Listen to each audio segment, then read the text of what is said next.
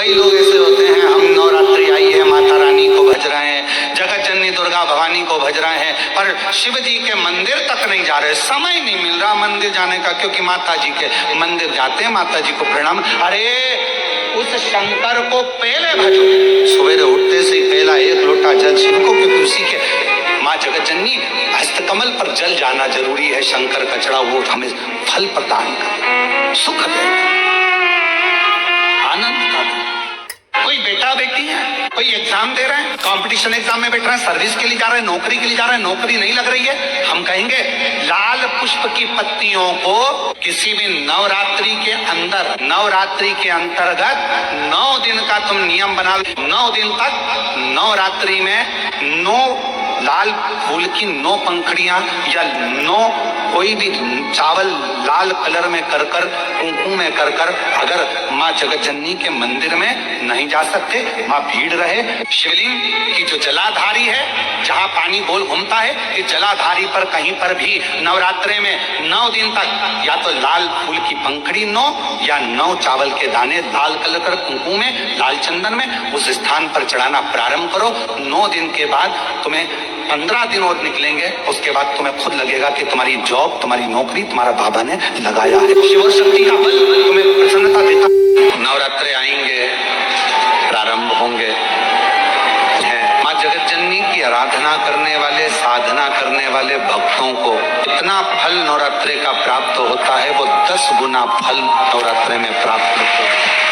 कोई अगर नवरात्रि का व्रत 1 लौंग पर कर रहा है तो उसको करने दो, कोई नवरात्रि का व्रत अगर 1 गिलास दूध पर कर रहा है तो उसको करने दो, अगर नवरात्रि का व्रत 1 जरासी सुपारी पर कर रहा है तो करने दो, कोई नवरात्रि का व्रत कैसे कर रहा है उसको करने दो, उसकी मर्जी। तुम्हारे घर में जैसा व्रत होता है, तुम्हारे घर में जैसा नियम होता है, तुम वैसा करो। किसी को देखा देखी कर उसने 16 सोमवार का व्रत करा, उसने संकट सोमवार का व्रत करा, उसने चतुर्थी का व्रत करा, तो मैं भी ऐसा करूंगी, उसने ऐसा करा तो मैं भी ऐसा। शिव मंदिर में चले जाना, किसी भी शंकर के मंदिर में चले जाना और पार्वती माता का श्रृंगार देखना, एकदम साधारण, एक चुंदड़ी ओढ़ी हुई है, हाथ बंधा हुआ है, कोई थोड़ी बहुत चूड़ी पहनी हुई, माथा में बिंदी, बोर, कुंडल सब पहनी, आराम से बैठी। पर बाकी की माताओं का श्रृंगार देखोगे, अपार सुंदरता का श्रृंगार। पार्वती जी फूलों का श्रृंगार करती है, उनके पास में श्रृंगार तो सब है, ऐसे कोई श्रृंगार की कमी नहीं है। माँ जगत जननी जगदम्बा श्रृंगार की कमी, ढेर सारा श्रृंगार है, पर माँ उस श्रृंगार को धारण करती है जो जनमानस के लिए श्रेष्ठतम है। माँ श्रृंगार वो करती है जो जनमानस के लिए श्रेष्ठ हो। 9 दिन में 1 दिन अगर घर में ज्यादा बीमारी फैल रही हो, कोई ना कोई बीमार पड़ रहा हो, तो 1 लोटा पानी सुबह स्नान कर कर घर के चारों तरफ घुमाकर नीम के पेड़ के नीचे नवरात्र में डाल देना। महाराज 3 या 4 दिन लगेंगे, आराम लगना चालू हो जाएगा, घर से रोग दूर हो जाएगा।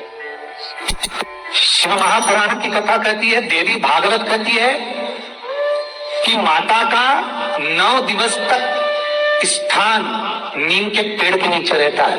इसलिए आज भी दक्षिण दिशा में देवी की मूर्ति नहीं बिठाते, नीम के पेड़ को साड़ी पहनाते हैं, नीम के पेड़ का ही मांग भरकर मंगलसूत्र पहनाकर नीम के पेड़ का ही श्रृंगार होता है और नीम के पेड़ की ही पूजन होती है।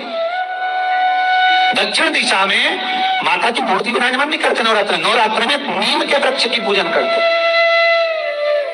क्योंकि देवी भागवत में स्पष्ट कहा गया, नवरात्रि तक मां जगत जननी जगदम्बा 64 योगिनियों के साथ में नीम में विराजमान हो जाती। 64 योगिनी। घर के अंदर बैठकर आप 27 मनके की माला जप रहे हो, घर के अंदर बैठकर 30 मनके की माला जप रहे हो, घर के अंदर बैठकर 108 मनके की माला जप रहे हो। आप जितने भी मनके की माला घर के अंदर बैठ रहे हो और जप रहे हो, उसका पुण्य आपको प्राप्त होगा, मना नहीं है, मिलेगा। पर रुपये में से 54, रुपये में से कितना मिल रहा है? 54, 25%। वही माला आप किसी मंदिर में, देवालय में, तीर्थ में जप रहे हो, उसका पुण्य मिलेगा केवल आधा, 50%, मात्र 50। महाराज वही माला आप यदि पीपल, आंवला, समी, बेलपत्र, इन वृक्ष के नीचे अगर आप एक माला को लेकर बैठे हो और बिना आसन के, समी के वृक्ष के नीचे आप कोई मंत्र जप रहे हो, कोई बेलपत्री के पेड़ के नीचे मंत्र जप रहे हो, कोई आंवले के पेड़ के नीचे मंत्र जप रहे हो, किसी पीपल के वृक्ष के नीचे मंत्र जप रहे हो, तो वहां आसन लगाने की जरूरत नहीं होती। बिना आसन के अगर आपने एक माला का एक मन का भी अगर जपा है, शिव महापुराण कहती है, विष्णु पुराण कहती है कि 100% पुण्य आपके खाते में उस मंत्र का फल प्रदान कर देता है महाराज। उस मंत्र का शिव महापुराण की कथा, लिंग पुराण की कथा, विष्णु पुराण की कथा, पद्म पुराण की कथा कहती है कि किसी वृक्ष के नीचे, जिन वृक्षों का गुणगान हमारे शास्त्र करते हैं, जिन वृक्षों का गुणगान हमारी पुराणे करती हैं, उन वृक्ष के नीचे अगर एक मंत्र का मन का भी फेरा जाए तो उसका पुण्य हजारों गुना प्राप्त हो जाता है, आप रूप प्राप्त होता है अपने आप।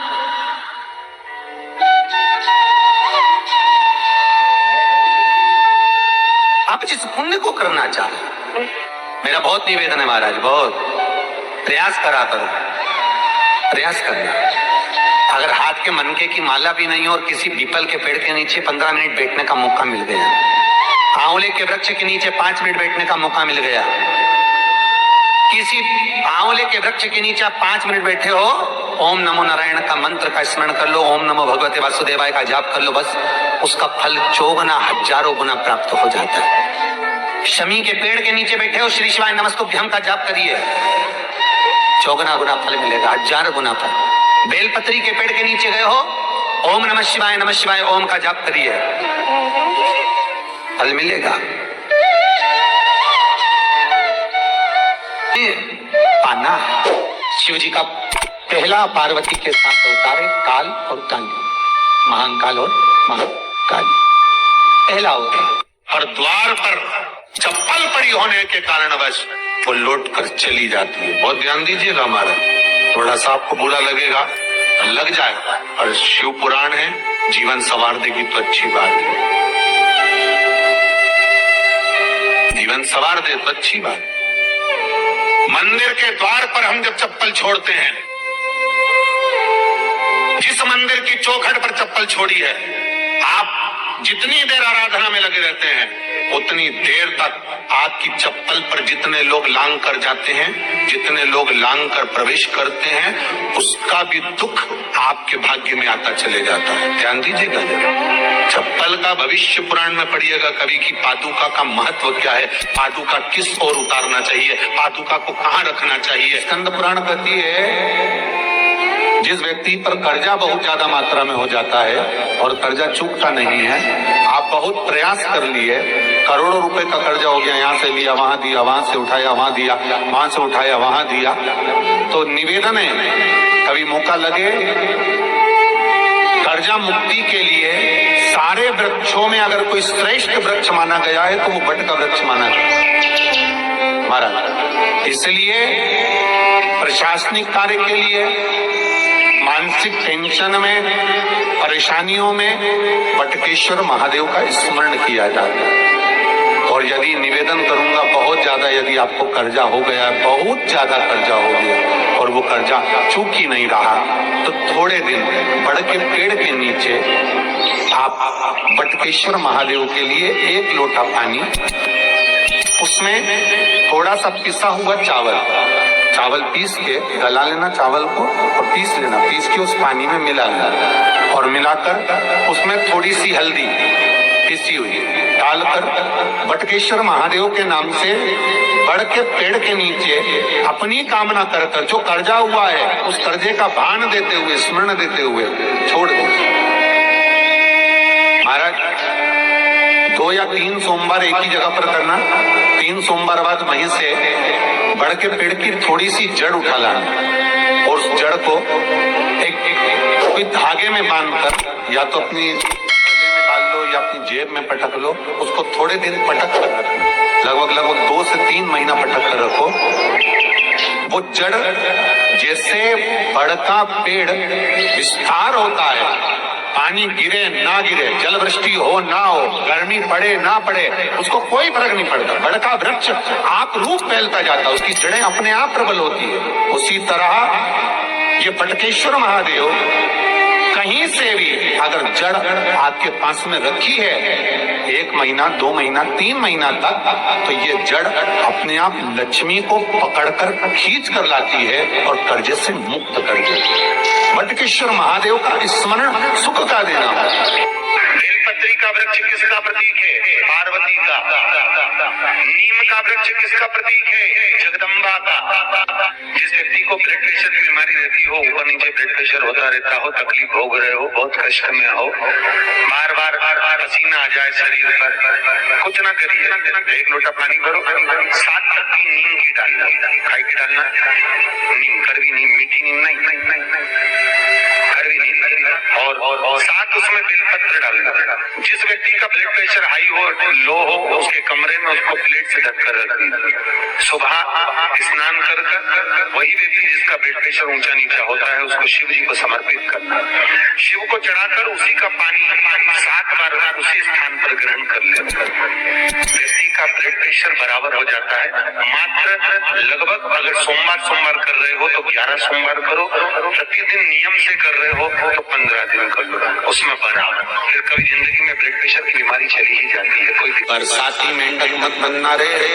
बरसात आती है तो मेंढक बहुत सारे इकट्ठे हो जाते हैं, टटर करते हैं। कई लोगों की आदत होती है, सावन का महीना आया तो मंदिर में भीड़, शिवरात्रि आई तो मंदिर में भीड़। हमें बरसाती मेंढक नहीं बनना कि सिर पे त्रिपुंड लगा लिया, गले में रुद्राक्ष की माला पहन ली, चोला बदल लिया, कपड़े बदल लिए और कपड़े बदलकर साधु संत बनकर, सन्यासी बनकर, तपस्वी बनकर छल करने के लिए, निंदा करने के लिए, बुराई करने के लिए, चुगली करने के लिए, अपशब्द करने के लिए, लोगों को घाटा पहुंचाने के लिए, लोगों के पांव खींचने के लिए पेट कर, ये नहीं बनना हमको। हमें बरसाती मेंढक नहीं बनना।